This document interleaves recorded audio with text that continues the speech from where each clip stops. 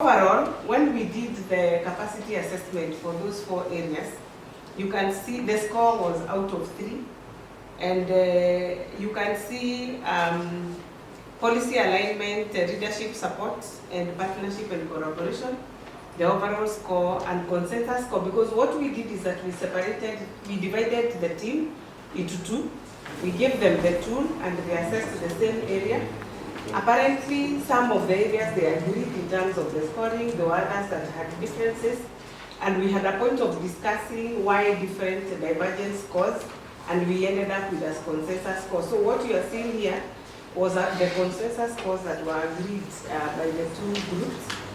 And staffing and skill mix, we had 1.8, and project management. So the overall score in terms of the current status of the HPTU was 2.1, and that is what is projected there in terms of the scores for every area.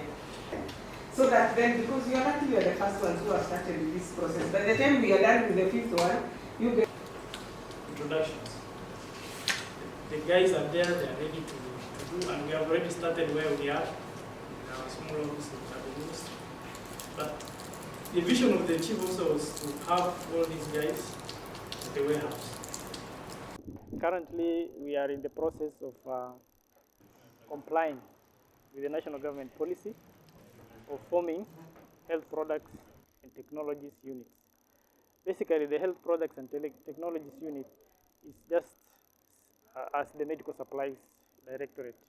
They are one and the same, and that is why when you look at the objectives is the same.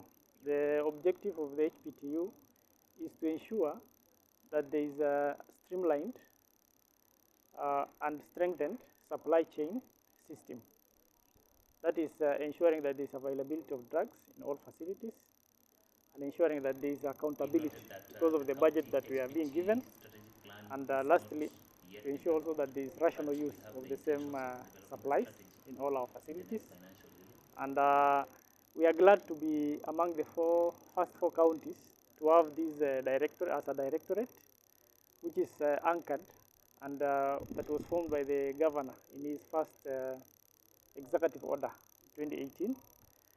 And now where we are, the significance of this is that we are able to consolidate all our needs into one unit, and our efficiency and effectiveness has really increased. Another thing that this comes up with is the issue of manufacturing. We are looking forward to ensuring that HPTU is able to manufacture some of the bulk items like jik and soap.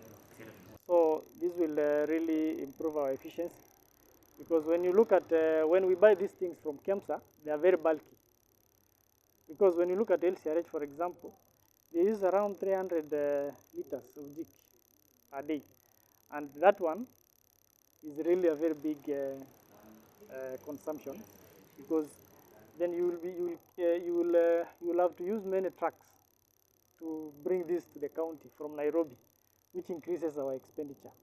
But what we are now doing is, with the support of the chief officer and the CEC, we have set up a unit, a manufacturing unit, and HPTU will be able to produce soap, jik, and sanitizers here in Turkana, because we have that expertise in our officers, and so that will streamline the whole thing and ensure that we are able to meet the needs of the population.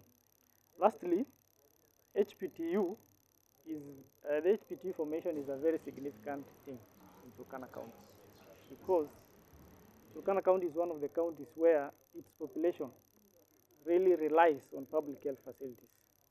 So when you don't have drugs or health products in the facilities, the population will not have any other alternative. And that's why when you can see what has been happening in Turkana, right now we have products in all our facilities. Over 220 facilities have all the products that they require for our population. So that one is a very big improvement. And going forward, we'll set up an emergency line call center, whereby our people will be able to report which drug is not there.